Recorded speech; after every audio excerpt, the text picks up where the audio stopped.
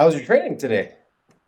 It was good, man. I just did a private lesson with one of my students, which is always fun. Um, yeah, that's been a blast. Yeah. And yeah, he's a good guy. I like working with him.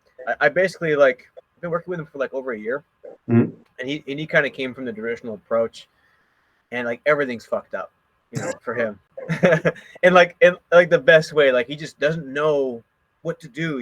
So Mhm. um, I completely removed some parts of the game just to focus on him building base skills. So for him, the big rate limiter was, well, I had to get him to do some standing, right, to play the whole game, because the standing is the same as seated standing. They're so similar. So yeah, I took away a lot of that fear of falling. So rate limited all like the falling from standing. So lots of those kind of games that you posted, lots of talking about just getting people to push and pull, connected Yeah. hands, beat the hands, get to the head, and just we've been playing those games a lot. And then for a lot of it, I removed submissions for a lot. Okay. And yeah, I think I didn't have a lot of time with him. I only get to work with him once a week, and if you want to work on the meat and potatoes, it's like 80 to 90%. I feel like is control, transition, right? The attacking is great, but like the control wasn't there. So all of our Mhm. games are like control games, and then when he does submit me, it's like by accident now. He'll like get me in like full Nelson. I'm like, I gotta tap, bro. He's like, why? Why are you tapping? Yeah. So yeah, just today we started working on like arm locks, kind of, because Okay. he's so good at pinning from mount Yeah. now. It's like he can pin me like for like 4 minutes if I start him with like a single or double underhooks. Yeah. It's like now it's time now. That's So actually funny that you say that because it's something that I've noticed with my room too is we don't do submissions very often. Like they're very spread out and it's not that all of a sudden the room isn't doing any submissions. They're getting more submissions than ever. It's just mhm. what's going to lead to those submissions at the end of the day. It's always the control, right? And if they can Right. control someone for a duration of time, well, then it's just more likely that's going to come out. So yeah, we focus a lot more on the control and the positions, and then once in a while, I'll toss some submissions in there for them. But it's yeah, not an everyday thing, that's for sure. Hmm. Yeah, for sure. Um, I like removing them a lot, even just a little bit, because everything in jiu-jitsu was always so organized around submissions and moves, and I find that people know, even like I work with a lot of like really good athletes, Mhm. and they know how to submit. Yeah, It's the other stuff they kind of um, like. If you want to get new behaviors, you got to remove shit. So sometimes I'll just remove, or I'll make it so complicated. Like you got to hit like three transitions before submissions are live. I'll say things like this, where now they're challenged to like, usually they can just submit you on the back. Like these guys are experts at just crushing the face. Like, no, no, no, you gotta get to chest first, and then get back to chest to back, and now submissions are live. So it's yeah. giving them new pathways, right? So it's good for like using the constraints is so important, but it's good for advanced beginners. It's That's it's the it's thing. so crucial. That's the thing that kills me with the internet because you got half the people are, oh, this is only going to work against or for people who are advanced, and then the other ones are, oh, it only works for children and beginners, and it's like, Yeah, have you considered it just works for people generally? yeah, it's fun seeing the two levels that it works for, or three plus the kids, and Mhm. people will be like, "Oh yeah, this is the best for kids. Like, there's no other way to teach kids. Like, why weren't we always doing this, right?" Yeah. But yeah, I've heard it both ways. The internet's kind of funny. I've heard people say there's no way you can do this for advanced people, right? But they've only ever seen beginner classes, Yeah. and then you'll have people who will experience the advanced classes, and they'll be like, "But you can't teach beginners like this, right?" It's like, I understand where you guys are coming from. It's this the advanced class does not look like the beginners class, guys. This Yeah. is the advanced class is complex. These everyone has very good foundational behaviors and like a large amount of skills, right? So all your tasks and everything are complex in nature, and they're challenging in nature. When you go to the beginner class, like they don't have any foundational behavior. They know nothing. Yeah. So you can't give them complex situations. They don't even know how to solve basic things yet. Like turning on their side and pushing is like, that's a lot, you know? Like point your hands at the hips and push. This is all I want you to do. Like Yeah. you're building foundational blocks, you know? Yeah. So yeah, it's fine. I mean, the internet's what it is. It's been a little bit crazy lately. Um, it can be great for us as coaches, and it can be a little bit hampering. For I, sure. I love that people are getting more involved in coaching and looking into this stuff, right? Because it was so critically like underlooked at, and people just don't even put any thought, I feel like, into the coaching aspect of things. So in one way, I love that there's eyes on it. I don't love that it's so combative that I'm not helping there. yeah, like it really is, because the way it's presented is like you guys aren't doing it right, and you know, jujitsu has its own issues, but we got people don't want to be told what to do, and it's been hard to reach across the pond and reach people um, that don't want to even talk, right? Yeah. The people that this has been reaching, from my experience, are right now it's mainly been people who've been around the traditional approach for a long time, and they already kind of felt or knew that something was off, Hmm. and it's like, oh, there's a problem here, right? And then as you go searching, you find Greg, or you find Yeah. someone else talking about this stuff, Pains, I don't know, whoever, and then it starts making sense. It's almost like you need to figure out that there's a problem first, and then Mhm. search for it. Almost like how we do in the ecological approach, right? Like the self Yeah. discovery.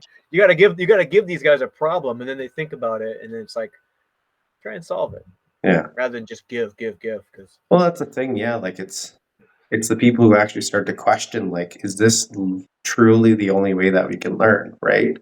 Because a lot of people, that's pretty much how my journey was, where I came up traditionally and I taught traditionally for the bulk amount of the time I've been coaching. And then I just started experimenting with different things because I'm just like, man, there's got to be something better than this. yeah, Right. So we started playing some different stuff. And then, yeah, I just saw this podcast and they were shit talking Greg. And that piqued my curiosity because that seed was already there. I was getting bored of classes and I just wasn't seeing the results that you might expect, right? And then mm-hmm. I jumped in 100% right off the bat. There was no chill for me. Like I learned what it is. I watched a bunch of Greg's videos, and like that night, I changed the class format, and we never looked at it. It was I've crazy. known a few people that did that. Right, there's going to be some growing pains and stuff like that, but kudos for you to jump in and do that. I think a lot of people kind of have all this a similar experience of how they got into this stuff, and how they, same kind of, deep thinkers, and people who, got to experience the far end of coaching on the other approach, and didn't love it, and and there's not really like a good program for building up coach development in in this sport. Like, we're pretty amateur, you know. Yeah, there's not a whole lot of secondary coach education stuff. Not at So all. this is pretty refreshing. Like, I'll tell you, one of my personal things that happened was, I was at one of the big schools. Um, I won't say the name, but one of the big schools, and they had an instructor training program, and I'd been kind of teaching classes and all that, and it's, not really sure what to do with it, and I took this program, and it was the opposite of the ecological approach. Mhm. It was almost more like how to sell jujitsu, but not to do jujitsu, so that you can kind of like sell people on this and get them to sign up, and then after a year, we'll teach them jujitsu. But the actual coaching program had zero coaching. It was all like, make them like, the move so that it looks like they're doing jujitsu, and like help them down, like like help them do a shoulder throw, help them catch a punch and lift, like to experience like the mechanics, but everything was decoupled. And then too much of it got kind of like how to sell. And then I just slingshot. I was like, well, this is not what I want. This was a terrible waste of like $500. Yeah. I'm gonna, maybe the other way is good, right? Like, let's test the limits. Yeah. So on one end, it's like, okay, completely decoupled, no live at all. And then there's Greg, right? He's like the black pill. Yeah. So I'm a little bit I'm kind of like finding my way kind of back to like a happy ground where I'm okay with um, using some not traditional approach, but I don't mind giving some information or you know if I feel like I absolutely need to. But I have constrained myself for like the past 2 years as a coach not to use drilling, not to use decoupled movements, no step by step as it comes to decoupling. So I'm okay with adding a little stuff here and there, especially in like one on ones. I find like that's the best way to, you can give people some information and talk through people. Whereas like in a class format, dude, if you're talking, you're wasting time Yeah. for the most part. Like you have very little time to deal with like 20, 25 people. Dude, I'm going to talk for like 60 seconds and just let you guys work. And then I'll just hit you with coaching cues. I'll do live cues, live cues, live cues to Yeah. get people refocused, right? That's how I like to do my coaching. I try and keep everything coupled. Yeah. But No, I'm very much the same way. Like, my kickboxing coach was actually sick this week here, so I actually taught a striking class, and it's been quite some time since I have done a striking class, and especially because when I first was doing CLA, I was still doing striking at the time, but I was having a hard time implementing it on the striking side. And now this time it wasn't, I didn't feel like it was hard at all. And that was very much it. Like, hey, I'm going to set the parameters super quick. And then I'm going to be talking at you while you're doing this with yeah, just quick little cues, right? Just like watching power and giving little ideas, but like, yeah, not explicit instruction either, right? mm-hmm. But like you said, there's a time for that sharing of information. A lot of people Yeah, think eco all of a sudden it's off limits to share ideas, and that's not farther from the truth. Like you see someone do something cool, yeah, it's like, dude, what are you doing? Half the time with my crew, it's like, I don't know, I'm just grabbing something and pulling on it. But it's like that shit works so well, right? yeah, Like, for sure. Yeah, I just try and be really careful when I'm in class. I mean, for me, it's 90 minutes. I got to be so careful with the time. I yeah. really need people to have the best possible experience, and giving explicit instruction, it can devolve so quick. I've done it a few times where someone will. My class is pretty good. They don't try and off track me. They never have any questions. I don't know, but sometimes they'll be like, "Oh, show that again," because while I'm explaining the game, I might even give a little bit of information. Mhm. Um, like one day we did donkey guard. We did a few weeks of like blocked donkey guard Mhm. practice. One of our purple belts submitted me with a toe hold. I was stuck in donkey guard for like 6 minutes. I was like, what is this position? And I figured out kind of like a pretty simple couple focus, like a good task from there. And we just played it like every week. It's reverse close guard, donkey guard thing. The task was to um, try and so if you have your legs locked, you want to be on the bottom position, and then you want to use the ground to split the legs and attack. So the top position gets tricky because you can't access the feet behind you. It's really tough. You can't really reach behind and separate them. So you got to use the mat. So it's this thing of like trying to roll to your back, unlock their legs, and then roll back to top position. So I just gave this like really kind of simple tasks, and then Yeah. if isolate anytime, isolate and submit. And yeah, we played this for a little bit, but I had showed kind of when I was talking about how to get into donkey guard because someone was like, how would you even like how does this happen? I'm like, trust me, it just happened. If somebody wants to go here, it's like 50-50. They just get here. But I showed this kind of movement where as someone like walks around you to go north south, you kind of track, invert, and then attack the hips. And the whole class is like, let's do that. It's like, no, we're wasting time. Like do the game, right? I'll show you after. But yeah, it can devolve so quick. Yeah. Yeah, my room's pretty good. I know, like, when I first had switched over, because it was a pretty abrupt switch, and, like, they all took it really well too. They really trusted me on that, which was really good. Mm-hmm. Like, the closest gym that we have around here is about half an hour away in another city, and it's the one that I came up in. So we have a fair amount of cross-training between the gyms. And I'd say because when I started Nice. initially using CLA, they were still doing the traditional approach over there. So there was Mm-hmm. more resistance on their end initially, but they got on board super quick. And yeah, I think it was mostly the crew that already had somewhat of a background and they were used to like, hey, I'm going to come and ask you a question and I want the answer and I want you to show me exactly what to do. And Yeah. there was a couple of people where just that was hard to break out of them. It was just like, hey man, like I know you want the answer directly, but I'm trying to make you a problem solver. Yeah. So like we can chit chat, but I'm going to ask you a question first, and I'll just throw a question back at them, and like now go play with that and tell me what you think after, right? And a couple of them you could tell it just drove them fucking bananas, but they're still here and they get it now, right? That's good that your room kind of trusted you and had some buy-in. That's really important. Um, yeah, I think that my room was pretty similar. They went through some of the growing pains. It was pretty shit at first. I did not know how to coach without using explicit information, and I did not know how to coach without drilling something first. So it was pretty painful at first, but I had a lot of really good coaches helping me, Yeah. and it was kind of like a slow thing. Like I started to be like a little bit more live, but I was still doing like most coaches who kind of entered this. It was, let's drill this just for like 4 minutes, 5 minutes, and then we'll go live from here. And like, this is what I want you to do. And then you give them limits, right? Yeah. That's definitely how I started. And it was pretty messy. And yeah, it wasn't the best run classes. I'll say that. It kind of took me a while how to run like a really effective practice Yeah. while using like CLA differential learning. It took me a while. I'll say that I didn't understand time and intensity Mm-hmm. and how to split the training up, right? Right. And so yeah, I don't know.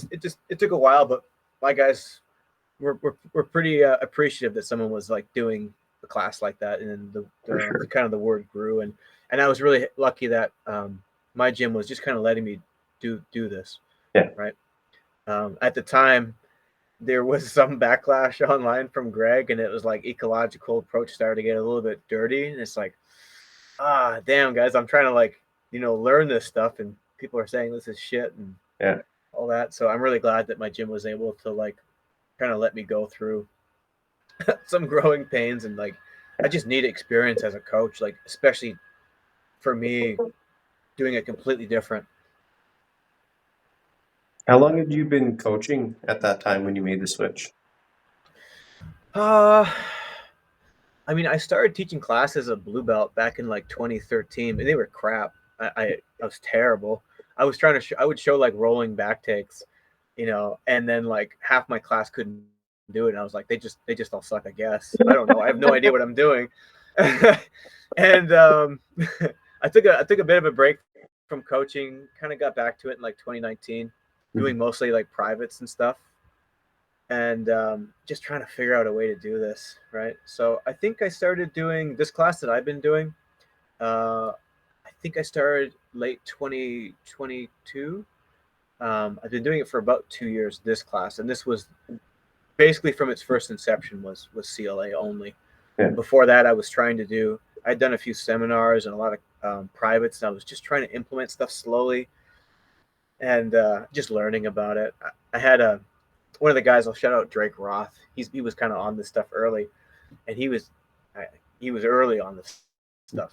Like read all the books out in like 2019, and he would send me like articles and case studies about these practice groups of using like CLA and small sided games, and I was like, I try to read this stuff. Some of these like research papers, like, bro, I can barely read, and you're sending me this stuff. Like, just tell me, what does this say?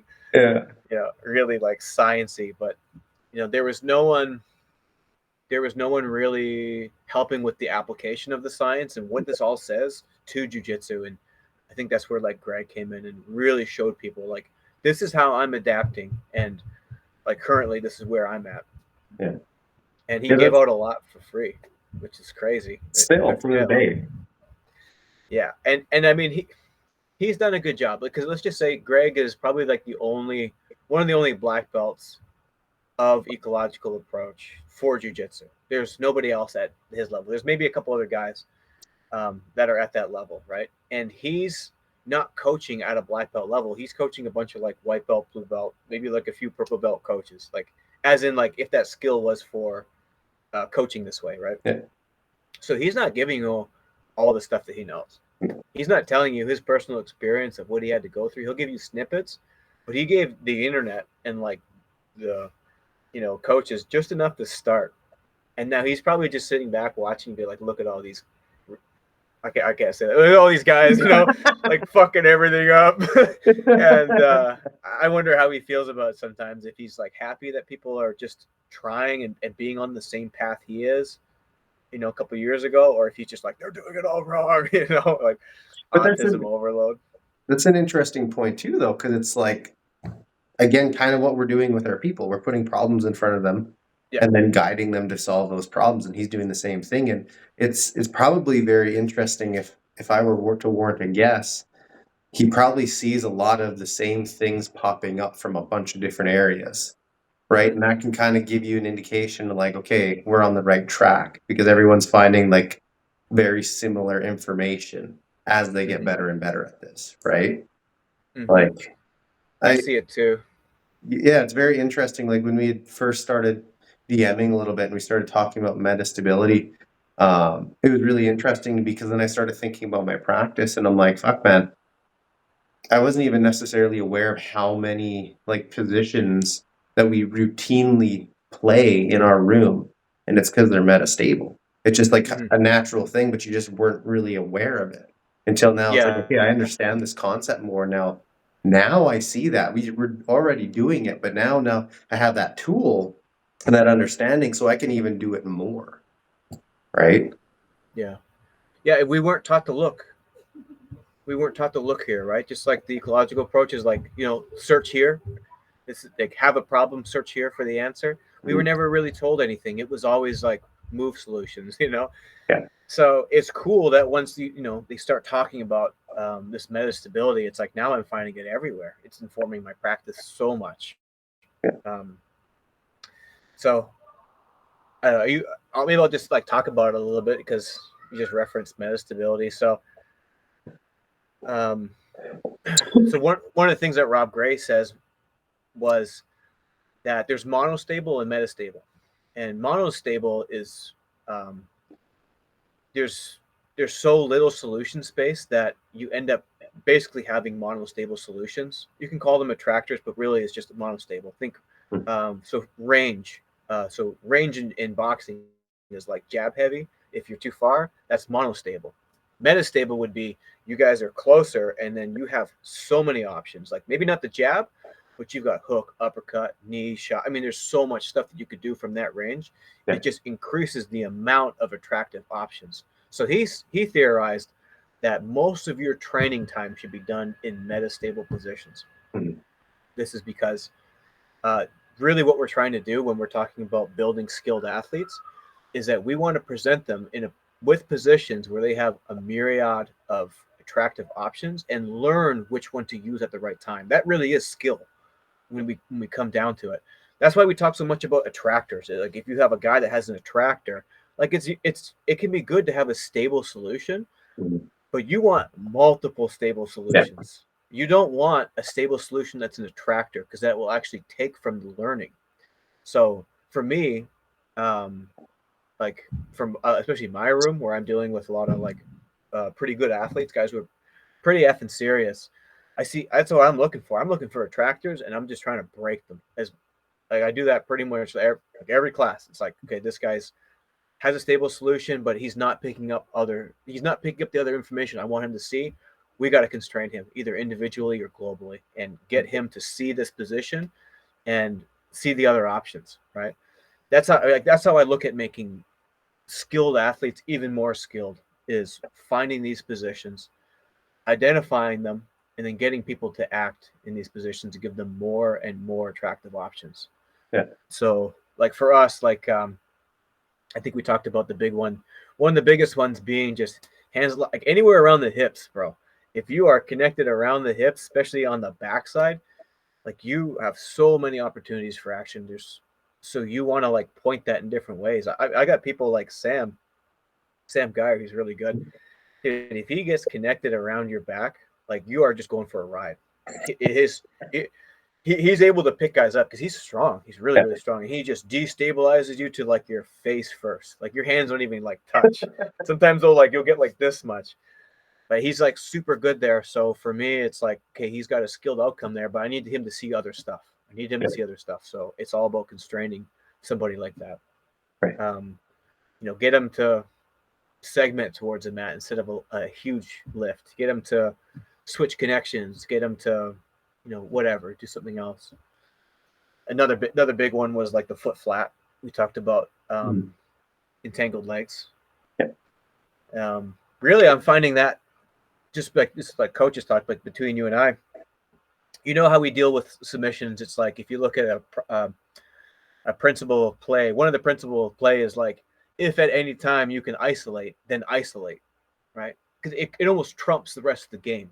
Like you Mm-hmm. could be hand fighting, you can be doing control, defense, transitioning, whatever. But if you have an opportunity to isolate, then isolate. It almost trumps everything because of the submission. So one of the things is I've changed that recently to if you can isolate, isolate, but only isolate on a limb that's not weighted, right? Mm-hmm. It's like if you isolate an arm lock, but all their weight's crashing into you on that arm, it's no bueno. It's Yeah. not a great position. You're going to get stacked. So the big one is on an entangled leg. If you're connected at the hip and it's weighted, it's actually bad. You're not really isolated. A true isolation is isolating from anything else that it can touch and the ground. Yeah. The ground is you don't want it weighted. Yeah. It becomes like very metastable in almost all positions. Right. So I've changed some of my language on that, and kind of Yeah, that makes sense. a lot of my games have been, or positions that we drill have been working in those positions, either putting weight on an isolation and starting and getting people to organize around going back to destabilizing. One of the typical examples for arm locks is like when you have no more range and you're stacked. What do you do to finish the arm lock? You re-destabilize. You put them on their hands or their butt, and then you finish the arm lock. So it's the same thing with leg locks. You can't Mm-hmm. leg lock a weighted foot. You got to re-destabilize the hands or butt, and then re-isolate. So that's something I've been kind of having fun with lately. Yeah, no, that makes a lot of sense. That's smart. And it's funny how, yeah, having to modify that language as you go on too, right? Like, Mm-hmm.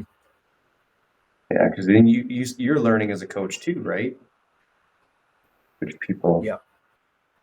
that's the big part too. I think that was kind of a benefit, kind of taking a big leap backwards, but a benefit of being so extreme when I did make the switch. Because like a lot of guys and gals who try and do this, I've noticed when they have a hard class, it's really easy to revert back to the drilling into what they know, right? And I Yeah. just like took it off the table. Like it wasn't an option. You figure it out. Even if you look like an idiot in front of class, like there were handfuls of classes for sure where I was like, you know what? I did the order of these games backwards today. And I'm just transparent with them always like, you know what? I should have picked a different constraint. This was stupid. Right? Mm-hmm. But I think they appreciated that too. Brother, I've yeah. Just so you're not alone, I made some dog shit games before. That made no sense, no sense. I had games where both guys won when they get the close guard. I was like, oh shit, I just like messed this up. It's chest to chest, and one guy's got the hips. It's like I don't even know what I'm doing, guys. Like I just made some bad games. Yeah, It, but that's part of the process, right? And absolutely. Greg talks about making stuff zero sum, and that's how I tried designing my game. So like, if something is good for one guy, it's got to be bad for the other guy. You can't be both doing stuff that's both good for you. Right. So a lot of my games are like the tasks are opposite. It's so simple, right? Like Mm. we'll do games of like leg entanglements where the task for the guy that's broken down is to stand, build height, and put his foot flat. What's the other guy's task? You could have all sorts of tasks, but the one that makes the most sense is keep his hip on the mat, don't let him stand, and keep his heel elevated or keep Yeah. the foot off the mat. It's like now just that game just makes sense, and now it's so like representative, zero sum. It makes just crazy stuff starts happening. But you could have easily just changed that language where you gave a task for the other guy that wasn't necessarily. Maybe the task was to prioritize isolating and not keeping him grounded. And all of a sudden, like they're not making sense anymore. Like Yeah. one guy's task is like almost helping you, right? So I mean that's part of the process, man. I made terrible games. I remember like chatting with Greg because I would video some of these things too and send it to him. I'd be like, Like, here's what I got. Like, it's not great, but this is what we're working with. And he'll be like, dude, it's okay. Like, it's not the best. We'll change it. This is great. This is the process. Yeah. So Yeah, not too far. because it was really difficult at first, like changing your mindset of like that step by step kind of way to more like task focus of like what are we actually trying to accomplish. But that Yeah. plays into exactly how you're designing those games, where it's like, okay, um, say bottom player mount, right? What are you trying to do? You're trying to get your hands to their knees, thighs, or hips, right? So on the opposite end, it makes a lot of sense. Hey, don't let the bottom player touch you with their hands. Yeah. Easy. Zero Beautiful. sum. Yeah. Yeah. Beautiful. Yeah. And it's in its simplicity is what makes it so difficult. Hmm. I don't know what it is about making things simple. It's incredibly hard, Yeah. and it has to. You have to kind of rewire your brain, like you said. Like we looked at jujitsu so differently. It's like thinking in like numbers versus like smelling colors. It's completely different. It rewires your brain of like, well, one, what are foundational skills? All of a sudden, what Mhm. we looked at was foundational skills was really foundational moves and just a list of arm lock is a foundational move, scissor sweep, flower sweep. But when you break that down, none of that's foundational, truly fundamental. It may be like the fundamental movements or expressions of a sport or like common things, but because it borrowed that from judo, like the Koda, like what they call it, the Kodokan, the 36 moves of judo and all that. They just borrowed it from that. And Yeah. the foundational skills are different. They're not what we think that they are. It's very simple stuff. It's like what's foundational about a flower sweep? Do you see flower sweeps every match? Is it foundation? Is it truly foundational? Yeah. Yeah, And it's can you not very become a often. black belt? Can you become a black belt without doing a flower sweep? Of Yeah. course. You may never see it in competition too. So what's foundational about it? Nothing. But if you properly isolate what skills are, all of a sudden your brain starts to open and be like, what we're actually doing here. And you just look at things differently. You start looking at people and exchanges different. You start looking at like processes different as well. Instead of processes being um, the big one, like like grip here, grip here, as we were taught traditionally as a process. Really, processes to me is like segmentation, moving up the body, getting a closing distance, Yeah. weighting hands. Like this is like to me what's a process. Getting people closer towards the mat. It's like climbing up a body. These things are what I look at as processes more than anything else now. Building hip height, in relation to what that does as its function. Hmm. So, and then just looking at base skills as making connections, moving people, staying on top. Like I love that game that you played. Like make them jiggle, make them dance. It's like, yeah, Yeah. dude, you're organizing around people pushing and pulling you. That's enough for beginners. That's a lot of information. They're trying to figure out how to stay standing when people are pulling them. They're working on a foundational skill, balance. It's foundational. Every match at every moment has balance at some point. Yeah. So That's huge. What is your what do your classes look like? Like what kind of format do you have usually? So like for like I call it like an all levels class. People always say competition class because it's a hard class, but they have no reference to what a competition class would look like. But yeah, my all levels class, I what I started doing was I borrowed Greg's format for his all levels, which was like a 2 hour class. He does a 40-minute class where he does 4 10-minute rounds of um, basically grounded positions, and then he would do 4 rounds of standing. So I borrowed that and I started playing with it. So out of those, are you familiar with that or what he does or no? Yeah, vaguely. Vaguely. I Okay, think so he I breaks think it. it's close to like how I ended up settling on my structure for my all levels, but maybe just my bastardized way of it. Yeah, yeah. Well, I'll go through it. This was like the most simple way that I started to create classes, and it could be helpful for like other coaches too who like want some kind of format. So we went through 4 standing positions, which was standing unconnected, standing connected, standing ground versus grounded connected, and then we just do open round with. So usually that would be like a unconnected to connected, a connected to grounded, somewhere along those lines, right? So we would play those, and I would play games or tasks related to those, and then in the neighborhood. Then we would do a chest to chest round, a chest to back round, a guard passing round, so passing versus guard, and then you could just kind of do a floater. Sometimes that's doubling up or blocking or sequencing a practice, or we would play from an isolation, which is kind of special. We would do an isolated round. Think already in a heel hook, already in an arm lock, already like locked around the neck. So maybe something expanded on somewhere where you already were. So I started to use that as um, something to like inform my practice. So I would do basically 8 8-minute rounds or eight games, and then that kind of changed. Now I kind of take the best of what I wanted to learn and stack it heavily in favor of like where my room needs. Yeah. So we usually do a lot of standing engagements. Most of our room is standing engagements. So I do games or task focused stuff for most of the class. And depending on where we are for competitions and who's competing in what rule sets, sometimes I'll mix up that learning environment. I'll break that up and I'll start doing performance level stuff where I'm thinking about doing short rounds. I'll play with this kind of stuff. It's no more task information kind of stuff.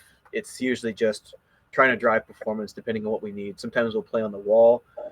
Sometimes we'll do groups of three, 90-second blasts, 3-minute blasts. Even recently, we've been doing like 20-minute rounds at the end just to kind of change things up. Okay.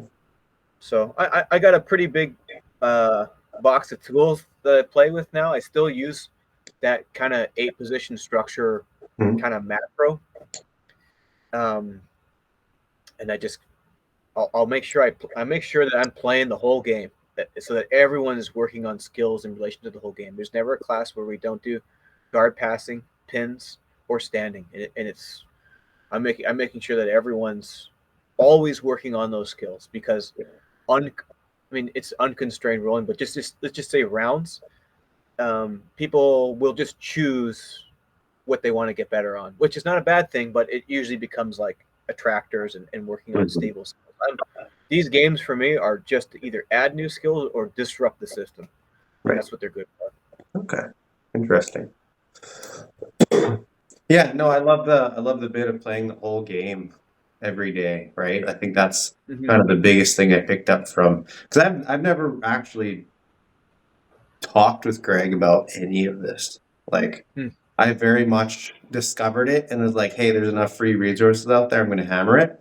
And then like at the same time I've always not felt ready enough to even have a conversation with the best guy of it. So I'm just like, I'm just gonna keep getting better, keep getting better. And then I'm sitting here, it's like, oh fuck. But that's very much like what we do in terms of playing the whole game every day. So we Yeah, that start. was. Go Go ahead. ahead. No, you go ahead. I was just gonna say like that's the playing the whole game made so much sense to me because we don't play the whole game every day. If you just do drilling and then rounds, you don't play the whole game. You're ignoring entire sections because then you're dependent on the culture of the room. And I've been in lots of gyms where the culture is no standing, no leg locks. It becomes pinning mostly, and it becomes like passing stuff. It's like everyone's always guarded, everyone's always pinning, and it's the culture dictates and the individual, but Mhm. you end up missing entire parts of the game, and you'll get brown and black belts that can't take people down. Are they have a rate limiter where they are scared of leg locks, right? They can't. There's entire skills that they can't do, and so that's when I hear like play the whole game. That means like constrain to afford. You have to constrain a ton to make sure that people are actually playing the whole game. Yeah. Yeah. So yeah, it's a shame. You walk into some gyms or you see some people and it's just like you do an art that is on the ground and you can't take someone to the ground. That was me, baby. If I Me could, too. if I couldn't barimbolo to your, this is like at brown belt. I was like, I'm a pull guard, I'm a barimbolo, crab ride, heel hook. That was my thing. Yeah. If you asked me to like mount somebody, I had no idea. I couldn't. I could take the back. Like when they can't push on me, I'm good. But as soon as they can push on me, I didn't have any knowledge, Yeah. and I could submit people. but the control wasn't there, and I had to kind of end this stand up. I took judo for years and stuff too, but like I had a hard time throwing people. It Yeah. wasn't until we really started to practice that I could actually hold my own in the stand up. Now I'm pretty decent. I can pass and pin people now. Yeah. I'm making up for lost time, like big time, Yeah, me on, too, actually. Because on those like skills. the gym I came up under, they kind of taught how they were taught, and like he does constraint led approach now as well. My coach, which is great. But like, yeah, I had fuck all for takedowns.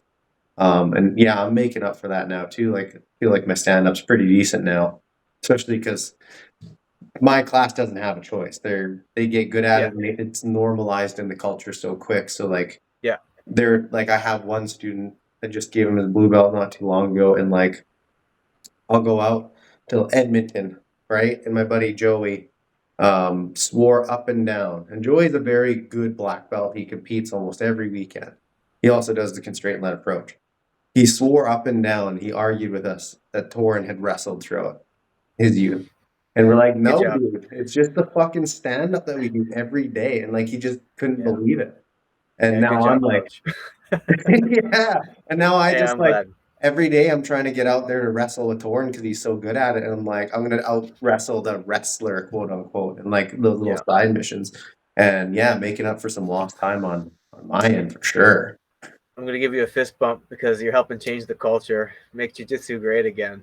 Um, I really like that, and I think part of the problem is the way jiu-jitsu is looked at and sold and packaged up. It's looked as a complete art without takedowns, which is not true.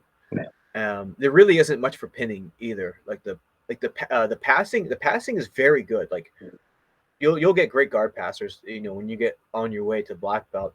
But the thing is that you'll get great guard passing against people who are very good at playing guard. So all your skills are organized around someone who's playing guard, which is they won't stand up.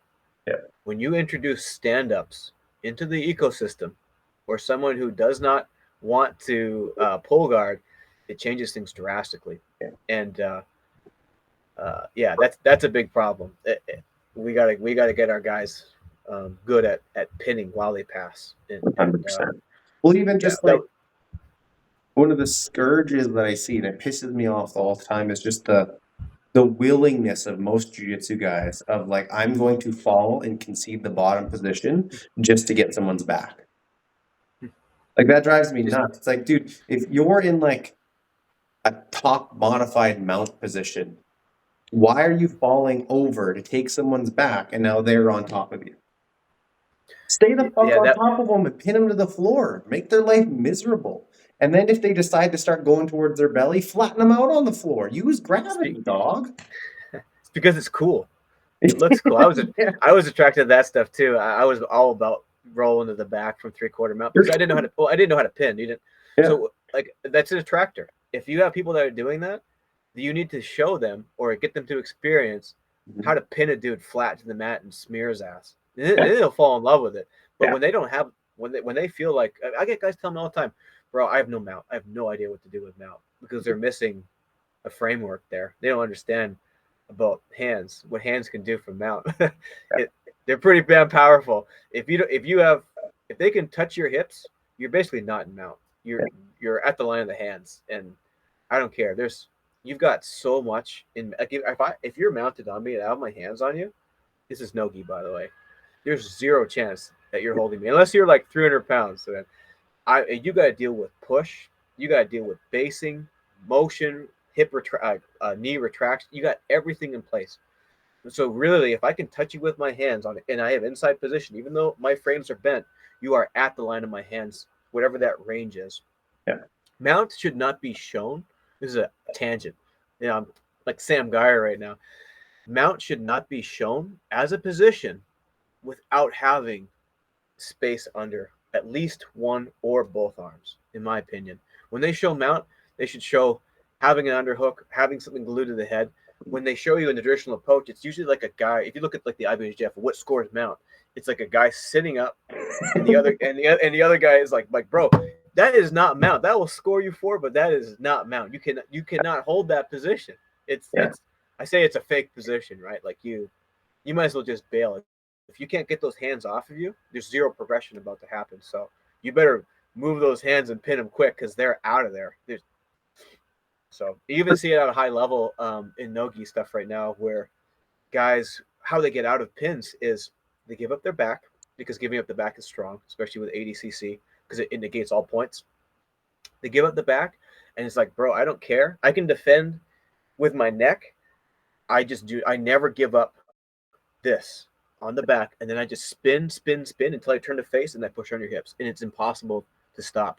You got to have people basically while you're still on the back, finding ways to get under and behind the elbows, because as soon as you can't stop the rotation, as soon as they even get close, they can sniff face to face.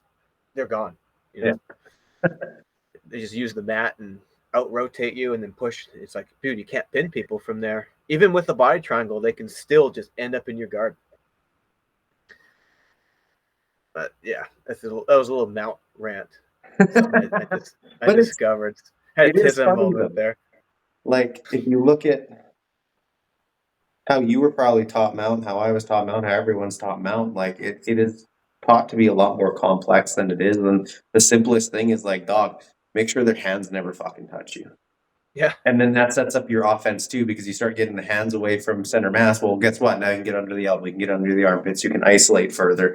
And like that's it. It is such a simple way to look at mount. And if you can put that into people's minds, it's it. yeah. You know? There's a real blend of positions there. There's a commonality because of basically the effect is a pin, and the function is similar to a lot of positions. So even if you start like head over head, you're pinning as an effect as you drop down. I mean, there's so many positions that are blended.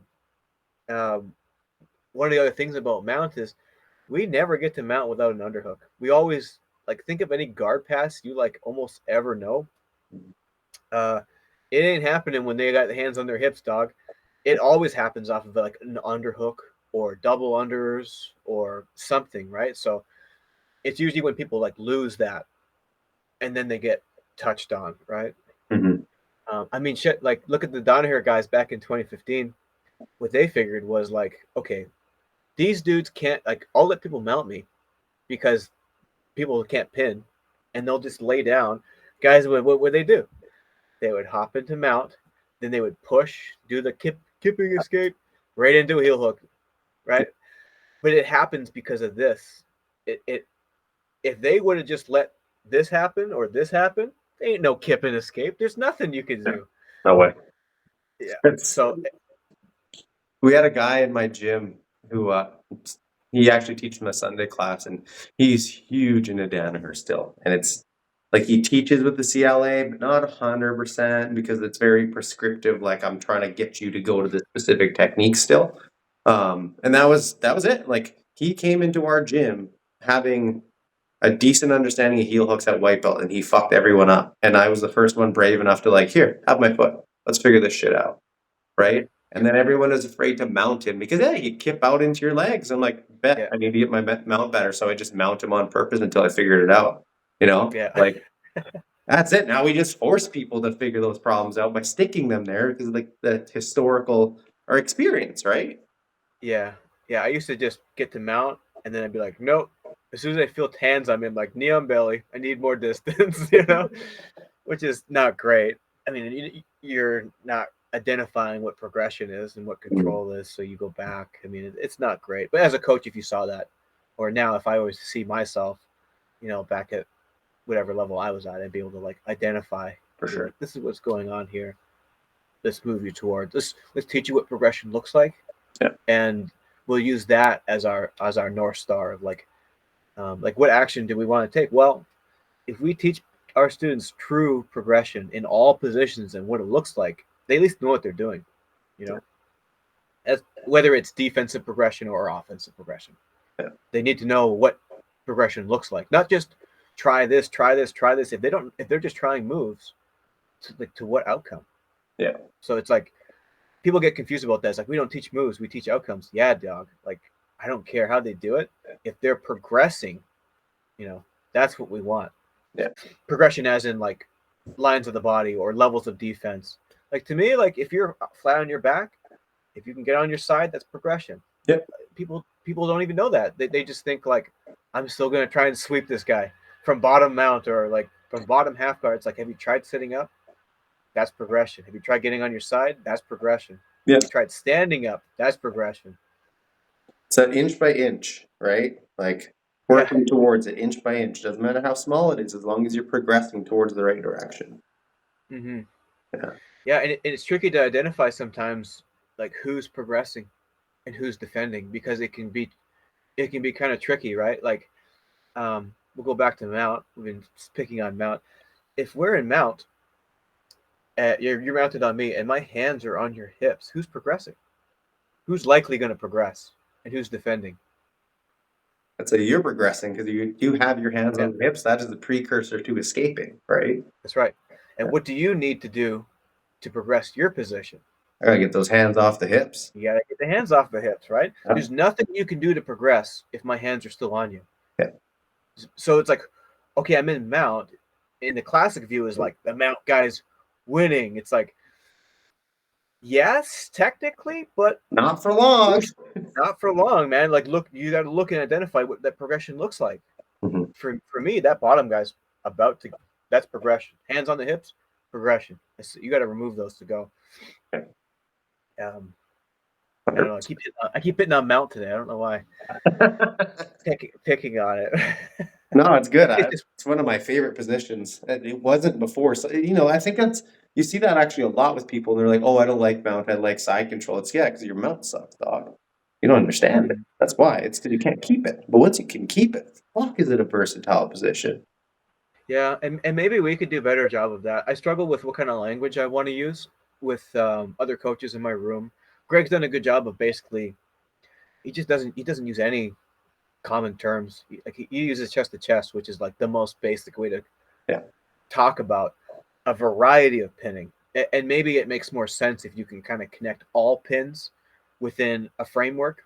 Mhm.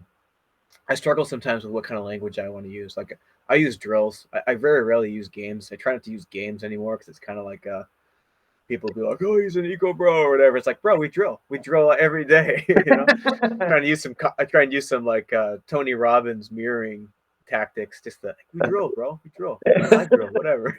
Like whatever you want us to do, we're doing. That's why people are so confused. It's your fault, man. They're like, oh, this is drilling now. Yeah, yeah. I'm going back to straight drilling. By the way, I got not in my classes, but one of my peers, coaches, another guy. He's pretty actually good. I'll shout him out. His name's Marcus Bader. He's super competitor, right? And he's not.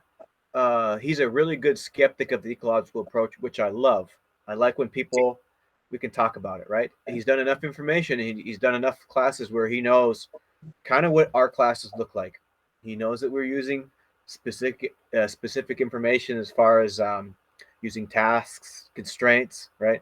So he knows and he trains. He's a big proponent of drilling, Okay. and I'm like, okay. He says we're doing a pans camp. We're guys, we're doing drilling, like a ton of drilling. I'm like, we'll see. I'll come. I'll give it a shot. Like I'll buy into your class, bro. Like you bought into my stuff, I'm gonna buy into yours. I'm gonna show up. I'm gonna drill the piss off of people. Mhm. But I think where it's gonna go is like, I said like we had the two spectrums and we kind of threw away everything. I think eventually it's gonna come back to the middle because right now, like Greg's kind of an absolutist. He is an absolutist, Yeah. and he'll say things like the intensity, like they don't know how to go 50%, and Mhm. we use timer, we use task complexity, simplicity. Like I totally understand that, but I think when you look at like wrestlers, we can't ignore what wrestlers are doing and how they've gotten so good, right? Like D1 rooms look like D1 rooms, man. And I think if we're gonna take the sport to that level, our rooms are eventually gonna look like a D1 wrestling room. We're gonna all show up. They're gonna have strength and conditioning coaches on site. They're gonna have technique coaches on site. They're gonna have assistant, head coach, all this stuff as a support. And then it's just gonna be known that people, when you say to a bunch of wrestlers and they say, okay, guys, I want you to warm up with these few shots, and they're drilling, but man, they're like not fucking around. Mhm. But there's a shared experience there of like they've defined drilling to such a useful term that they can do it without even like like they don't even need to talk about it. Yeah. They just understand what that word means. Drill your best moves, guys. Like warm up, moderate intensity. Dude, they just understand that. Like, Mhm. I don't think our room is classically like set up really well to do these kind of things, because to us drill was static, Yeah. like cooperative, Yeah. right? We don't know how to drill. We just don't. We know how to deliver information and repeat, but we don't know how to drill like wrestlers drill. And I think that eventually, I don't know if it's going to take a while, but I think that our rooms are going to get to a point where we have to teach them how to do that stuff. Right now, we're using um, other constraints to get warm ups, to get kind of drilling, you know. But I think eventually, if we could just use our words and there's a shared experience there, and you can just cut all the fat like that, that would be ideal to me. For Instead sure. of being, you can use all sorts of different ways to constrain that. Like I could say to you, okay, guys, we're gonna go to hands locked only. We're gonna do a 8-minute round, and I only want you guys to nasal breathe. Go. That's one way of saying warm up. Yeah. But once there's a shared experience, if I can just say, okay, guys, warm up on your own, make it realistic, go moderate intensity, and they're like, bam, bam, bam, bam, bam, bam, bam. Like that's ideal to me. Yeah. We see that. I have that in my room already, and I'm sure a lot of gyms do too. I know, like, Kaban out of Bodega, sometimes you just put shit on a screen and like, that's what you're doing. Have at it, right? Um, Same thing, like, we have certain language, like our circles game. I'll just start the class and be like, okay, we're playing circles, 3 minutes, let's go. And they just That's great. understand, Yeah, right? that's great when you can do that. Yeah, Yep. it's super efficient, but that's also a benefit of me having. I have a small gym. I have 70 members, kids and adults included, population of 4,000 people. Like, I don't have, I'm in a very small center, so it's easier for me to do that because I know all my people personally, Yeah. right? So it's super easy where it's like, okay, yeah, we're gonna play. Um, like, I have names for my games, and I can just say what it is if there's no one brand new in the room, and then get to work, and they understand, right? Circle is the floor. Okay, that means we're circled, and we're actually going to put our part into the floor. They understand all that, right? But Mm-hmm. it's interesting that bringing up the thought of where is this all going to go in the future, right? Like, it's because I'm also a little bit of an absolutist. Like, I'm an extremist in that way, um, Yes. like Greg is, but. I bet you're going to see more gyms doing like designated winner type stuff where it's still live. I don't know if you've heard that kind of thing. I Um, haven't. Josh McKinney, I think, is the one who kind of like coined it. And designated winner is the whole thing of like, okay, you have two people and they have goals. So it's almost like CLA, but Mm-hmm. one is designated to be the winner. So this person's going to give them resistance, but in the ultimate, eventually they're going to make a mistake on purpose or whatever, or not try as hard. So this person wins. Yeah, interesting. It's kind of like progressive resistance. I don't know. It's so They hard to just do take the because percentages away, right? It's just like, hey, I yeah, don't care how hard you go, but eventually this person has to win. I don't really like it personally, but I could see people going that way or using constraints to feed out specific techniques because that's how most people start. I could see mm-hmm. people who are just married to the technique using that. Right. Well, I'll let you know how the drilling goes because he's gonna have to teach. He's gonna have to teach the room how to drill, which he says he's doing. So I'm excited to see what he's come up with. You're drilling with intention. You're giving reactions. I don't understand how to do it without because to me, like giving real reactions, you need context. Yeah. So I don't know how to do that with people who don't have skills in that area. That makes no sense to me. Like how can they drill specific reactions if they have no context, right? Right. But the problem with that, like eventual winner stuff, if we're gonna look at like the science, which is how I what informs me, Yeah. if you're doing that and it's like you're doing something, I give you resistance, it doesn't work. You try something, I give you resistance, doesn't work, and then you try something, and then like on the fourth try, I just give up. It doesn't teach. It's like The false positive. it's a false positive. You're organizing around me, eventually being cooperative. So like that 80% is like, if that's really just like me trying, and then me being cooperative, it's still not live. The result, or like what was learned, was decoupled, Yeah. right? So it's like, how do we, this term drilling is so loose. For I sure, don't even because understand people it. define it differently, right? Like I had a Yeah, video and like you just spoke on it too. Like drilling and wrestling is a different fucking thing. That's not what we're yeah, talking about. They are more right. live than most jujitsu school drilling. We're talking about static, decoupled, just trash as far as I'm concerned. But I feel you too. I was invited to a seminar maybe about a year ago, and I knew exactly how it was going to be. I went, I did the drilling, I listened, and I didn't exactly agree with the whole bit of the guy was like, oh yeah, like in jujitsu, you can't do everything live because fight or flight kicks in, and you won't learn that way. I'm just like, dog, it's just please stop, just show us the drills and stop talking because I might not be able to stay quiet if you keep going. Yeah, yeah, we understand there's issues with that, right? He's sort of right that there's the performance environment, and Mhm. then there's the learning environment. But I don't think he understands that when we're creating our games or we're creating our drills, we're creating ideal conditions for learning. Yeah, We don't want high, like if we're doing high intensity, short rounds. I'm not expecting my guys to learn at the same rate that they are in long rounds, low intensity. Like, so maybe he just understands that like fight or flight doesn't happen when we train. Like when we go live, it's not fight or flight, bro. You're talking about a different level. Let's talk yeah, like zone 4, zone 5. Okay, you're right. That's yeah, probably fight or flight. Probably ain't much. You probably could barely focus on stuff. yeah, Um, when we're talking like lower, longer rounds, lower intensity, it's all about the intensity. yeah. If you can lower the intensity, you're increasing the learning environment. If you increase the intensity, you're increasing the performance environment where performance matters. You're not searching as much anymore. Dude, if I got 90-second blasts against another guy in my skill, bro, I ain't searching any spaces for no Nope. information. No.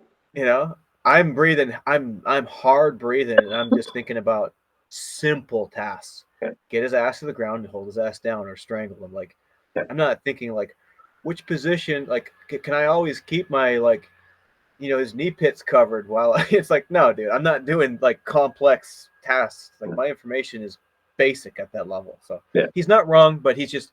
I think that this guy that you're explaining, he's just uninformed about how to create like learning conditions. for sure. Like And that wasn't there's even not directed towards like eco and games and or anything. It was an interesting tidbit of like, dog, it's I don't just know for who's drilling. having an adrenaline dump in a fucking seminar. Like, let's chill out a bit. Yeah. And then to your point, I was going to make a point about, you saying that you were an absolutist. Mhm. And there's a lot of value to what we did, which was go, in the other way completely. Um, do recognize though that we are, I hate to throw in the baby out with the bathwater thing, but we kind of did. Okay. Mhm. And but it was for a reason. When we taught, at least when I taught before, my main methods of teaching were delivering specific information and decoupling people from the environment, getting them to repeat tasks, like repeat stuff, right? So as a coach, those are my two main skills. Mhm. When I constrain myself to saying, I'm not decoupling, I am not showing like specifics and doing like step-by-step instruction. As a coach, I'm constraining myself to get better at the other skills Mhm. of coaching. So if I ever want to reintroduce and use the other stuff, great. But now I reintroduce and I have a myriad of skills as a coach. Yeah, Greg does the same thing. Greg's an absolutist, but if he wasn't an absolutist, he probably never would have improved as a coach in these other areas, yeah, right? Like, because if you're not constraining yourself to using self-organization and not using any verbal interventions, like it's going to be pretty hard for you to learn as a coach how to be effective. absolutely. Because us as coaches, just like students, have attractors, and most coaches their attractor is their main way of delivering information is talking about it, and then setting up an environment where it's decoupled so it can be controlled. They're not comfortable with the uncontrolled chaos, and using CLA to let self-organization happen and let self-discoveries happen, Yeah. which is to me like, this is all I do as a coach now, dude. I only try and make those self-discoveries happen. I'll point people in the right direction, but But it's so so hard when you start. I remember so many times where you'd set a game and you could see, I just want to tell you what the answer is. And it was just such a like, stop, right? Just give it a second. And then 30 seconds later, you watch it unfold in front of you and they figure it out. And it's like yeah, the more you see that, it's like, okay, it gets easier and easier as time goes on. But yeah, initially it's super hard because you're used to yeah, like, no, let me give you all the answers. I have all these wonderful details. Like that was almost the yeah, value of the coach. Like, I'm so fucking good at arm bars. Let you show me. I'm going to show you all fucking at the time like 6 years of experience I have on these arm bars, and it's like none of that shit matters to them right now. yeah. It's tough to restrain yourself from doing that, Yeah. and I totally get it. How often as a coach or your other coach was like, stop, stop, stop, stop, stop. You got to do it like this. It's like, I mean, how often do you do that now? Probably not very often. I won't, Never. It dude, a full on stop the learning intervention, safety. That's it. do it like this. It's crazy, right? Yeah. Um, yeah, I mean, we recognize that that is the learning process, and Yeah. it's messy. Yeah. And yeah, giving the answers is tricky, right? Giving the answers before the test. You know, like I struggle sometimes about, like, we are giving out information when we set up our drills and we talk to our room, we're giving them information by telling them where to look, right, and what to try and do. And it sometimes it's not so apparent to me, like when I am giving specific instructions and verbal instructions. To me, it's like an intervention. You got to be careful when you're using your interventions. Yeah. Because like, let's look at the idea we're picking on mount again. We know that mount, as coaches, as a subject matter expert, we know that mount is easier to behold, held, if we can get under the elbows and get them to remove. So I can tell you that, but it means nothing to you, Mhm. right? Like, I'm just delivering information, Yeah. and really what you want is like, tell them to try and do this. Like, I want you to always be under the elbows as you're working. Focus on getting, first try and get one, then try and get the other, and I want you to hold that for as long as you can. Is that kind of the same thing? It kind of is the same thing, but now they're getting to do it live. Mhm. Like, it's so closely related. Sometimes it's hard for me to think like, am I giving out too much information? And I think one of the ones that to me is like, as I struggle with giving out too much information, I'm long-winded, and I think how I would change that would be like, I don't know if I would tell them anymore. Like, okay, here's my game. Okay, guys, we're gonna work from mount today. I want you to, while you're working here, we're gonna start you with one underhook. Okay, what I want you to try and do is maintain this underhook at all times, and if you can ever get a second underhook, I want you to get to the second underhook and hold it. I want you to do this by focusing on pinning the wrist to the mat, driving it above the head, and then finding space between the elbows. Right, defending player, blah blah blah. Now, I think what happens is you might ruin that experience if you go on and you say, guys, in mount, you should always be under the elbows. It's a stronger position. I don't know. Like, I feel like that might be cheating them what their expectations should be in a Mhm. way, right?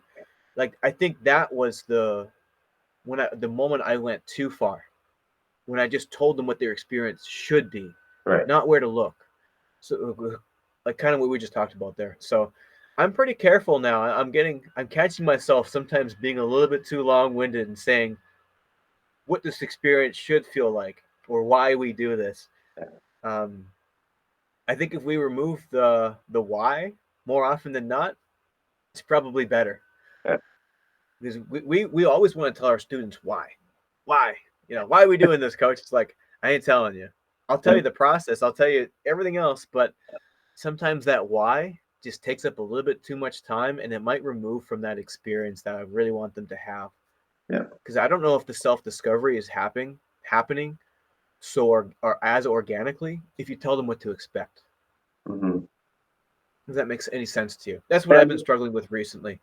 no, that's a good point. That and just the simple fact that the more you talk, the more likely they're going to forget the first thing you said.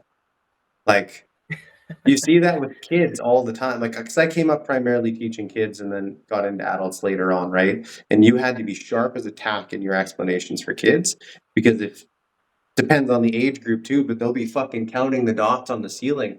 But the funny Oh yeah. thing is, if you think adults are any different, no, they're not. They No. have the same style of attention. And I know firsthand because like I can sit and learn all this shit, but you ask me to sit in a class where a teacher's yapping too much, it's probably the biggest peeve I have, and I will be thinking about everything but what they're saying. Right? Yeah, you So lose them. being precise and like I think I might have stole this from Greg, but like, yeah, literally recording how long you speak for and trying to keep it under Yeah. 90 seconds, trying to keep it under 60 seconds. Like there's sometimes a difference if you have a day one person and you need to form some context around like what is a guard, why are we trying to do this, and just a Yeah. quick like so they understand. But when you're actually setting the parameters, yeah, like short and sweet, keep it simple, stupid. Right? Like I haven't been able to get under 90 or under 60. I don't know if I can. With giving tasks for both players, that's tough. unless I just say, yeah, it is tough, especially when I Unless you want. have a room that has the assumed knowledge already. Right? Yeah, if I Like, can just say don't let them do it or something, right? But mhm. I mean, you got to remember, you got to whatever you give to one guy, you got to give to the other guy too. So Yeah, 90 seconds to me is like it's I've good. done a good job. I think maybe if I can try and get lower. Um, One of the ways I've been battling that is I don't actually give people breaks. I give them like 15 seconds, and then I set up the next position, and I say, hey guys, take your break. I'm just going to set this next position up while we rest. Yeah, And that probably has some positives and negatives because they might just still be kind of cooked that they're yeah, not listening. But I don't want 3 minutes to go by yeah. before the next position. Like that's a lot of time for what kind of effect I want to have. That's Um, good. what One of the other things I've been using to combat this is I'm going to talk about beginner classes now. When you're talking about, I mean, we'll say day one, month one, whatever. It kind of looks the same. When you have beginner classes, you kind of have to teach the lowest guy. You know, it can't not make sense for him. Yeah, So what I do there is I end up becoming a bit more okay with the first game, laying down some groundworks, and I'll use 3 minutes, 2 minutes to talk about where we are, what we're doing, and then the game. yeah, But the next games, it's already down, yeah, right? Like, because I think that they'll put a little bit extra time in, because you have to define things. If you're gonna say anything, you have to define it. yeah, Because the closed guard, half guard, spider guard, whatever, makes no sense to a beginner. yeah, Top position, you have to define it. So put a little bit extra work in. Hey guys, this week we're working on bottom half guard. So half guard's a defensive position where we're on our backs and we're trying to keep our partners in front of us, and we want to manage the distance. So we do this by interacting with a single leg with our two legs. Sometimes it can be expressed like this, or a knee in front, unconnected or connected. But when we say half guard, this is what it looks like. So I just kind of told you, like, okay, this is the position. This is where we are. This is my definition. You can look a few different ways.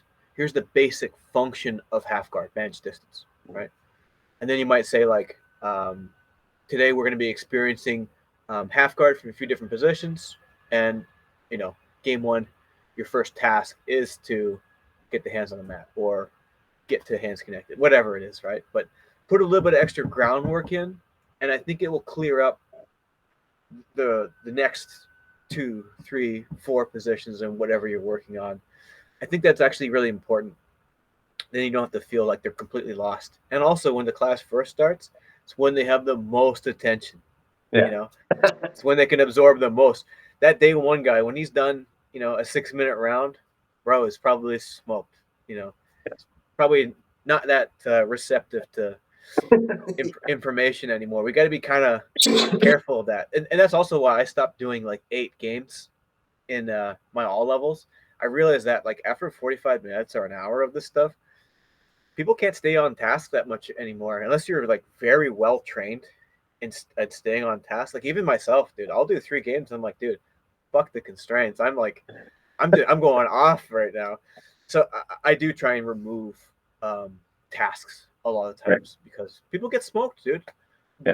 And like my friend Marcus, he's like a Gordon Ryan type. He can probably just stay there for like 3 hours and just absorb information. But I mean, for me and my homies, we're all like undiagnosed, bro.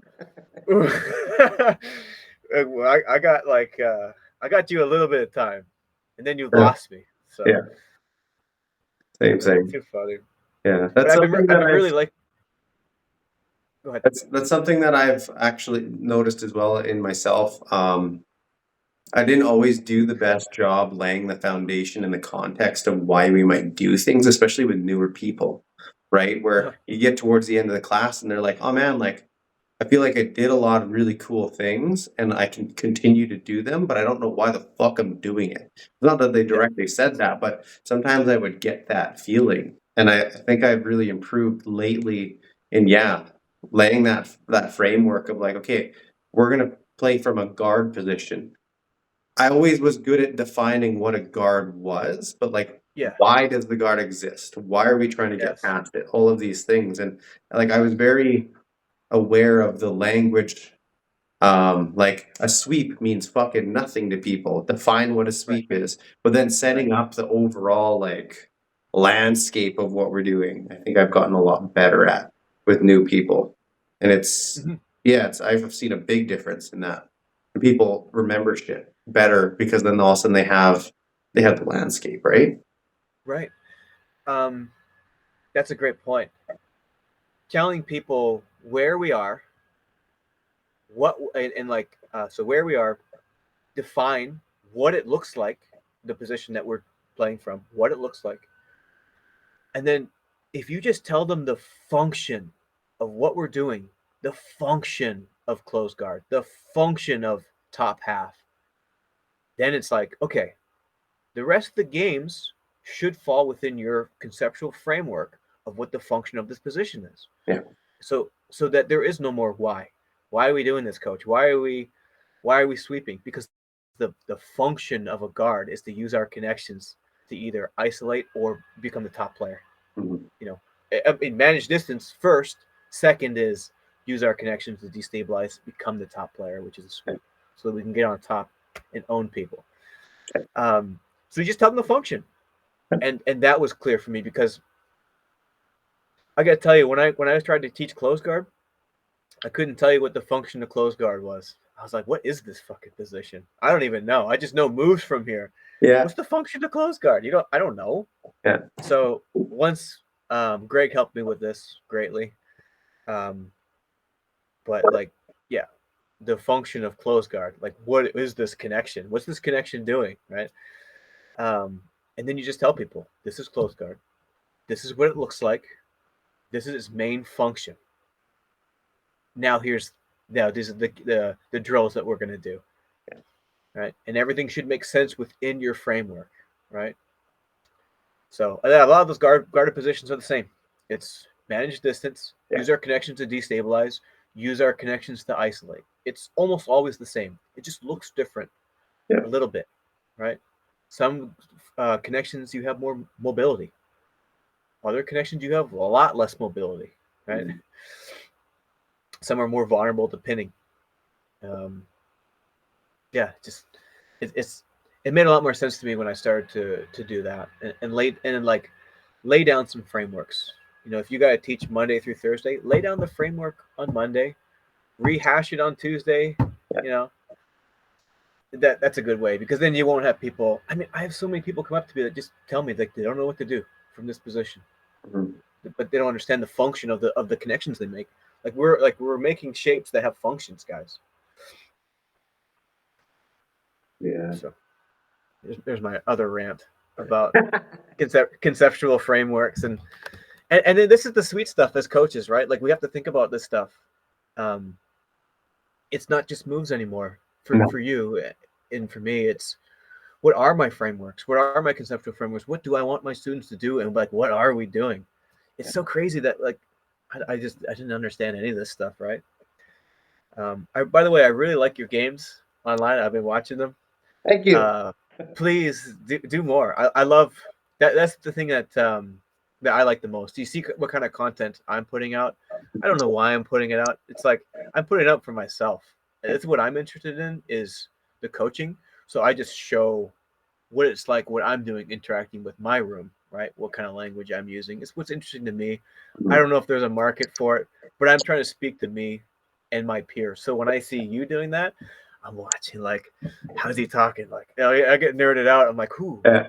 And then you show the clips of how people are going. I'm like, oh, that guy's staying that guy's on task. Like, these people are devolving a little bit, and that's the most interesting stuff to me. So I love the way that you're interacting with your room. You're a good speaker. Your stuff's very clear too.